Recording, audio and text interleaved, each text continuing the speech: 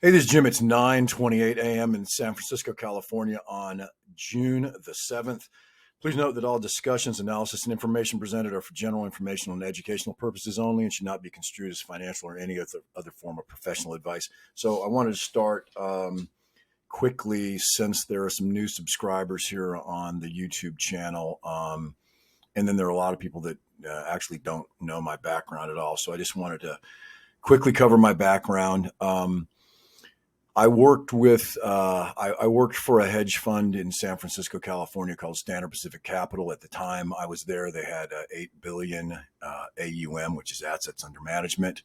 When I left that company, they became my first client in the service that I used to do, which was the BAM report. It was a full-blown 15 to 40 page report covering the S&P, the U.S. 30-year bonds, the dollar index, gold, silver, and crude oil. So there's a sort of a condensed version of that I do now for under BAM Investor. And although I don't do the report, I keep up with those same markets. And then I added, some of the meme stocks, and I added Bitcoin and Ethereum. So I also almost went to work for Jimmy Rogers. You guys may have read his book, Investment Biker. He's all over the internet. He's in Singapore now with his family. Left the United States. He formed the Quantum Fund with George Soros. I'm not a fan of George Soros in any way, shape, or form. And I thought it was really telling when Jimmy Rogers moved out of the United States, cashed out everything, and raised his family to speak Mandarin, his girls to speak Mandarin Chinese, and live where he lives now. So maybe he knows something that the rest of us don't know. Especially with close ties to Soros at the time. So the other person of note that I worked with was a guy named T. Boone Pickens, very famous in oil and natural gas. And I work with T. Boone Pickens, lead oil trader. He subscribed to my crude oil service. So whether I win or lose on some of these AMC calls, I've been around a long time. I've originated behavioral analysis of markets. I had a full Wikipedia page prior to getting involved in AMC. And once I got involved in AMC, someone immediately moved in and turned into an editor with zero background and zapped the entire Wikipedia page. So I've had quite a bit of reputational damage and other types of damage, outside of the relentless hacking and things like this that I have to put up with on the network and machines. So anyway, I guess that's a long-winded way to say that I have way more downside than upside in getting involved in this. The reason I got involved is just because I was sort of sick of seeing what's going on, and I actually didn't know the extent of it. The firm I worked at, they were really ethical, great people. So none of this stuff went on, and I was sort of dumb to it, to be quite honest with you. But now I see more clearly how corrupt a lot of the big firms are on Wall Street, especially in the market making world. So enough about that. I'm starting with this 5-minute price bar chart, because hopefully when I bounce over to the other charts that I'm going to talk about, the stock will start to release from this pin and move aggressively higher. A couple things here I wanted to show you. First of all is you can see this solid yellow line and see my note here, 6-6 algo trying to pin until 12 p.m. So you can see how price released right on the right-hand side of this. So that timing element worked really well. It proves to me, at least on my side, that despite how manipulated the stock might be, my approach is still valid, and we should be able to catch a break and start to see some nice tracking. The mysterious pinning time period for today that releases, you're looking at it right now. It's this yellow dotted line. So at any minute now, and hopefully while I'm doing this video, we should start to be able to release and see something similar to this right here, or more powerful, especially as we move into the next few hours here of the trading session. It's 9:34 right now. This pin releases at 9:35, so we got about another minute. Now, what happens occasionally is that because these guys know that they're about to allow the market to head in the other direction, which meaning up, sometimes they'll violently run down through session stops right before they turn back up. So that's a possibility, but it would trigger a buy in my work. Really quickly, what you're looking at here is a small degree fractal, meaning it's coming from something lower time frame than my 60-minute price bars. These are 5-minute price bars, but anything below a 60-minute I consider to be lower time frame, small degree fractal. This is the uptrend, primary uptrend. This is the speed line, and this is an expanding megaphone, a melt up fractal into my work per my definition. You can see how price was moving up this uptrend line. I call that a bull crawl within an uptrend. And then this is called a dropout, meaning that if you're going to have a shot at melting up, you need to drop out of the structure. This is your speed line. This is your primary uptrend line. Price has to drop out of the structure, then re-enter. This is a false reentry here, an aborted reentry. It's not false. This is where they are manipulating the market and stopping the movement. If we shoot a vertical line straight off of this and take a look at where it attacks this speed line right here, that's called a pay me later level. I guess I can do that right now since I'm actually trying to buy time here and see if we can get this release to take off for us while we're making the video. Anyway, you have to have this dropout and then a reentry above this uptrend line in order to create this melt up that I'm talking about. Let's see where we should take this. For 55.50, let's take it to $6 and see what happens. Yeah, that's plenty. So you can see here, this is a dropout. This is a reentry above this yellow uptrend line. This, which would have been a point of attack, is called a pay me later level. So there's nothing super impressive about that level. It's 540, and we already know we have a 543 hidden retest level. So all it really does is provides another form of confirmation here that there's something, a reason for the market to move up there. So we'll just say pay me later at 540. So that's how that works. Again, we'll see as I move over to some of the other charts and the volume in particular, if we can start to see a release and run to new session highs here while I'm making the video. But one other thing to note here, you can see the Anemoi daily trigger, completely different company, a different approach than BAM, but I do own it. The Anemoi daily triggers at $4.94 today. So this is an price acceleration level. So again, you can see where if we were to move back up into the expanding megaphone melt up fractal, that is a catalyst for upside acceleration. A move through 494 would be a catalyst for upside acceleration. And then obviously we've got a pay me later level that I just showed you guys how I generated that. And then we've got that 543 and a 580 hidden retest level. So that's what that looks like. Let me bounce over to volume because you guys have been tracking volume with me, and this is important.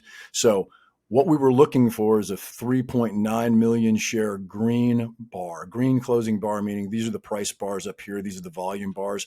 I know this is hard to see this part of the chart, but I really want to focus on volume. That's why I'm doing it this way. So we did not get the 3.9 million in the first hour of trading this morning, but what we did get was a 3.015 million share 60-minute bar, which continues to stair step up in this new small degree uptrend we're in. So again, we want to engulf this 3.450 million share red bar right here. And that was the one that they basically, manipulated to close a couple pennies or 1 penny below that previous bar. Let's see, you guys can't see my cursor. So this circle right here. So that's what we're looking at right there. Then what we want to see is as price moves through this collision zone here, which is this downtrend of wedging volume, colliding through this nesting or resting volume level. This is where we expect to see volume start to break out. Well, we did see it break out about 1, 2, 3, 4 hours early right here. Unfortunately, they stepped in and literally closed the stock a penny below that previous 60-minute bar in order to turn this into a sort of a negative bogey as opposed to a positive bogey. So what we're doing here, which is encouraging, is we went from 2.320 million shares on this bar, a green bar, to 2.981, and then this morning 3.015 million. We still want to see this 3.9 million share volume bar green close, because we want to engulf all of this, all of the upside volume spikes that were red closes within a downtrend. See, this is signaling that we're now in a small degree uptrend. Now from there, again, like I said yesterday, if we can get 10 million share or greater on 60-minute bar green closes, then we should see the trajectory change of this thing and really catch people's attention. And then, of course, this 15 million shares for 3 consecutive bar green closing bars would equal ignition volume. That would be similar to what we saw back in May of 2021 when we had that 700% run that the model identified. Same thing. I mean, the weekly trigger remains the same for the entire week. Monthly trigger remains the same for the entire month. Those are viewed as acceleration levels too, and can slingshot us up toward these different retest levels and the pay me later levels. Quick look at the final chart that we've been focused on.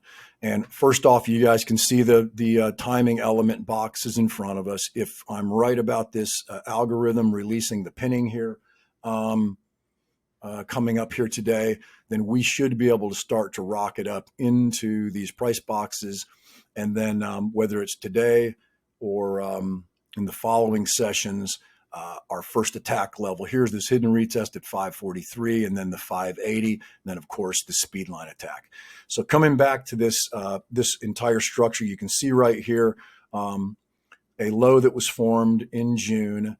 You can see this move up right here. I'm going to have to use this as a cursor. Loom changed their software update, and it's not showing my cursor. So you had your move up, you had your move down, back up, and then they ran through stop losses. See, so here's where there's common stops are placed. They ran through the stops, turned around at the V bottom and rocketed up. This is called a speed line attack right here. Had a little bit of a throw over on the wick, and then they crushed the stock back down. Let me lock that in place. Then they crushed the stock back down, ran through stops again, and set up another structure that's going to be similar to the structure that we just looked at. So again, you guys can follow this.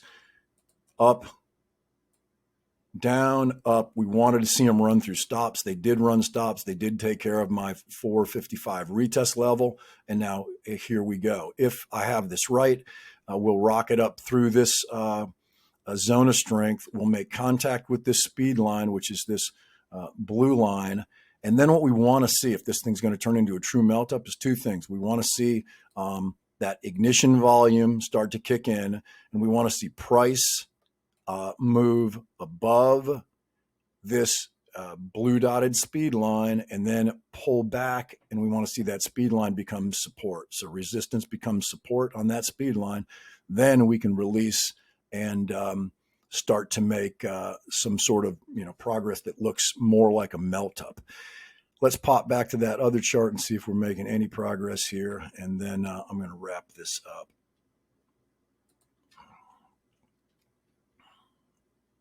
Okay, so let's see, this green 5-minute bar is starting to look interesting. Let's see if before I wrap this video up, I'll give it about another couple minutes here, and we'll see if we can get a nice tall green bar here.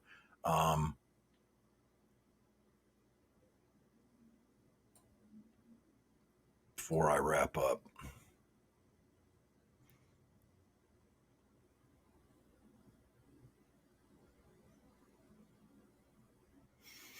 By the way, I'm going to take a look at some of the other meme stocks. I want to concentrate on AMC just because I've been with the AMC community for such a long time, and it's the only reason I'm sticking with the service is just because I want to see this stock through to a nice move back up or back through the all-time highs. My model is still predicting a move through the all-time highs. That would not change on a reverse split. But you guys, most of you know, I was a no vote. I was a no vote specifically because 1 for 10 reverse split was too draconian in my opinion, especially given the fact that we could have, as a community, raised as much money or more money than Adam was able to raise through Antera without diluting a single share. If you guys have been on some of the Spaces calls, you know that we talked about the silverback silver coin, and with a price point of between, some of them at $100 a piece, some at $500 a piece, and viewed as commemorative coins. So obviously a huge profit margin built in for the company, but we would have done that purposely with the agreement that the company would use that profit to apply it toward paying down debt to take bankruptcy completely off the table. I was convinced we could pull that off based on some votes, some polls that I had on Twitter with pretty big sample group, and on space calls with people as well. And I know people that were willing to spend a lot of money on that. Obviously, if you have a large position in the stock, you're more than willing to move, do whatever you can to help the company move revenue into the bottom line. So this is starting to take on kind of an interesting look here, you guys. Nothing huge so far, but you can see the green bars. They're nice and tall and have some nice follow through so far. This is what I'm referring to right here. As you can see, again, this yellow vertical line is when the algo was supposed to have released, and it does look to me like we're in the early stages of the release. Now, if we move back above this, here's one other thing I wanted to bring up. If price attacks this Anemoi daily trigger today or early tomorrow, you can see that by default, price would be moving back into this re-entry of this expanding megaphone melt-up fractal. Now, if that happens, then we could look for very, very quickly it can happen within 15 minutes or, within 1 minute. Re-entry above this expanding megaphone melt-up fractal can attack this speed line very, very quickly. So again, if we can move above, let's call it, matter of fact, I can tell you guys exactly. So this will be the close today. This will be the close tomorrow. This will be the close on Friday. So if today at any point we trade, and it would only take a move to let's say $4.85 here over the next 10 minutes. But by the end of the session today, any price move above 487 would re-enter the expanding megaphone melt-up fractal can move very quickly to call it 578. It would end up attacking this. It would end up attacking this hidden retest level if that were to happen. For tomorrow, at any point during the session, if the stock were to move above 495, let's say, it can race up towards 6+. And on Friday, anything above 505. And again, this is assuming that we don't re-enter first. If we just start to do a stubborn bull crawl, Then any move on Friday above 505 prior to the close would take us to 650 on re-entry into fast market attack of that speed line here. Everything still looks good. I'm going to wrap this up. It's already been too long, but I just wanted to show you guys sort of in real time what things look like. I think there probably was an advantage in not sharing this exact time period when the algo releases. But who knows? That's speculation. So I'm going to go ahead and render this, upload it onto YouTube, and then remember, you guys, if we can move above 485, 488 at any point today, we can attack $5.80 during today's session. That's it from my side. Good luck, you guys.